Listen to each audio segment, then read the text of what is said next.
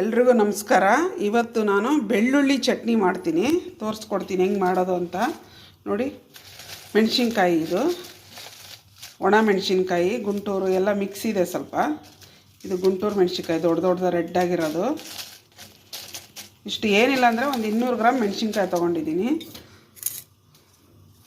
ಬೆಳ್ಳುಳ್ಳಿ, ಇದು ಒಂದು 5-6 ದೊಡ್ಡ ಗಾತ್ರದ ಬೆಳ್ಳುಳ್ಳಿ. ನಾನು ಸಿಪ್ಪೆ ಎಲ್ಲ ತೆಗೆದುಬಿಟ್ಟು, ನೋಡಿ ಇದಿರಲಿ ಪರವಾಗಿಲ್ಲ, ತೆಗೆದಿಟ್ಟಿದ್ದೀನಿ. ಹುಣ್ಸೆಹಣ್ಣು ಬೇಕಿಷ್ಟು, ಶುಂಠಿ ಬೇಕು, ಏನಿಲ್ಲ ಅಂದರೆ 50 ಗ್ರಾಮ್ ಶುಂಠಿ ತೊಗೊಂಡಿದ್ದೀನಿ. ಸ್ವಲ್ಪ ಕೊತ್ತಂಬರಿ ಸೊಪ್ಪು ಕಡ್ಡಿ ಸಮೇತ ತೊಗೊಂಡಿದ್ದೀನಿ. ಇವಾಗ ಇದು ಹೆಂಗೆ ಮಾಡ್ಕೊಂಬರೋದು ನೋಡೋಣ. ಇವಾಗ ಒಂದು ಬಾಣಲಿ, ಒಂದು ಪ್ಯಾನ್ ಥರ ಇಟ್ಟಿದ್ದೀನಿ. ಎಣ್ಣೆ ಹಾಕ್ಕೊಳ್ಳೋಣ. ಸ್ವಲ್ಪ ಎಣ್ಣೆ ಬೇಕಿದ್ದಕ್ಕೆ, ಏನಿಲ್ಲ ಅಂದರೆ ಒಂದು 50 ಗ್ರಾಮ್ ಎಣ್ಣೆ ಹಾಕಿದ್ದೀನಿ.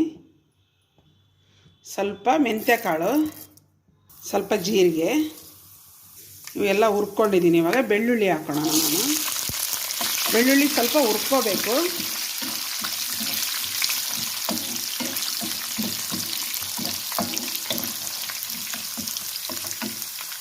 ಬೆಳ್ಳುಳ್ಳಿ ಸ್ವಲ್ಪ ಹುರಿದಿದೆ. ಇವಾಗ ನಾನು ಶುಂಠಿ ಹಾಕ್ಕೊಡೋಣ.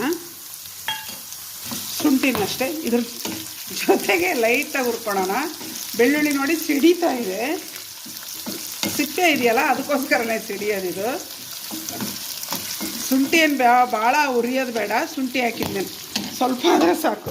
ನಾನು ಗ್ಯಾಸ್ ಆಫ್ ಮಾಡಿದ್ದೀನಿ. ಇವಾಗ ಕೊತ್ತಂಬರಿ ಸೊಪ್ಪು ಹಾಕ್ಕೊಡೋಣ. ಸ್ವಲ್ಪ ಈ ಎಣ್ಣೆಲೆ ಸ್ವಲ್ಪ ಗ್ಯಾಸ್ ಆಫ್ ಆದಮೇಲೆ ಹಾಕ್ಕೋಬೇಕು. ಇದೇ ಬಿಸಿಗೆ ಹುರ್ಕೊಂಬಿಡುತ್ತಿದ್ದು. ಸ್ವಲ್ಪ ಹಸಿ ವಾಸನೆ ಹೋದರೆ ಸಾಕು ಕೊತ್ತಂಬರಿ ಸೊಪ್ಪು. ಟೇಸ್ಟ್ಗೋಸ್ಕರನೇ ಅದು ಹಾಕೋದು. ಇವಾಗ ಮೆಣಸಿನ್ಕಾಯಿ ಹಾಕ್ಕೊಂಡಿದ್ದೀನಿ. ನಾನು ಫಸ್ಟು ಮೆಣಸಿನ್ಕಾಯಿ ರುಬ್ಕೊಳ್ಳೋಣ. ಮೆಣಸಿನ್ಕಾಯಿ ಮಾತ್ರ ರುಬ್ಕೊಂಡಿದ್ದೀನಿ. ಇವಾಗ ನಾನು ಉಪ್ಪು ಹಾಕ್ಕೊಳ್ಳೋಣ. ಸಾಲ್ಟು ನಮಗೆ ಎಷ್ಟು ಬೇಕೋ ನೋಡಿ ಹಾಕ್ಕೊಳ್ಳಿ. 2ರಿಂದ 1.5 ಟೇಬಲ್ ಸ್ಪೂನ್ ಅಂತೂ ಬೇಕಿದ್ದಕ್ಕೆ. ಹುಣಸೆಹಣ್ಣು, ಒಂದು ನಿಂಬೆಹಣ್ಣು ಹತ್ರ ಹುಣಸೆಹಣ್ಣು. ಇವಾಗ ನಾನು ಇದು ಹುರಿದು ಇಟ್ಕೊಂಡಿರೋದಕ್ಕೆ ಒಂದು 2ರಿಂದ 3 ಸ್ಪೂನ್ ನೀರು ಹಾಕ್ಕೊಂಡಿದ್ದೀನಿ. ಇವು ಎಣ್ಣೆ ಇದ್ದರೆ ಬರೀ ಎಣ್ಣೆನೇ ಹಾಕ್ಕೋಬೋದು. ಸ್ವಲ್ಪ ನೀರು ಹಾಕಿದ್ದೀನಿ ನಾನು. ನೀವು ಫ್ರಿಜ್ಜಲ್ಲಿ ಬೇಕಾದ್ರೂ ಇಟ್ಕೋಬೋದು, ಆಚೆನೂ ಇಟ್ಕೋಬೋದು. 1 ವಾರ ಇರುತ್ತೆ ಇದು ಇಟ್ಕೊಂಡ್ರೆ, ವಾರ ಮೇಲೇನೇ ಇರುತ್ತೆ. ಇದರಲ್ಲಿ ಕೂಡ ನೀವು ಬೆಳ್ಳುಳ್ಳಿ ಕಬಾಬ್ ಕೂಡ ಮಾಡ್ಕೋಬೋದು. ಇದು ರುಬ್ಕೊಳ್ಳೋಣ. ತೆಗೆದು ನೋಡೋಣ. ಇವಾಗ ಚೆನ್ನಾಗಿ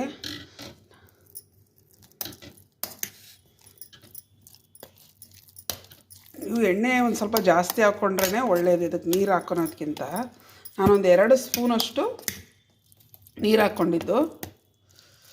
ನೀರು ಹಾಕ್ಕೊಂಡ್ರೆ ಭಾಳ ದಿನ ಇಡೋಕ್ಕಾಗಲ್ಲ ಇದು.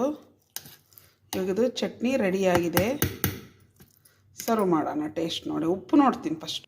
ಬೆಳ್ಳುಳ್ಳಿ ಚಟ್ನಿ ಸೂಪರಾಗಿ ರೆಡಿಯಾಗಿದೆ, ಸಕ್ಕತ್ತಾಗಿ ಬಂದಿದೆ. ಚಪಾತಿ ಜೊತೆಗೆ ಮೊಸರು ಹಾಕಿ ತಿನ್ಬೋದು ನೀವು. ಅನ್ನದ ಜೊತೆಲೂ ಮೊಸರು ಹಾಕಿ ತಿನ್ಬೋದು. ಬೇಳೆ ಸಾರು ಜೊತೆಗೆ ಉಪ್ಪಿನಕಾಯಿ ಥರ ತಿನ್ಬೋದು. ಅಷ್ಟು ಚೆನ್ನಾಗಿದೆ ಬೆಳ್ಳುಳ್ಳಿ ಚಟ್ನಿ, ಸೂಪರಾಗಿ ಬಂದಿದೆ.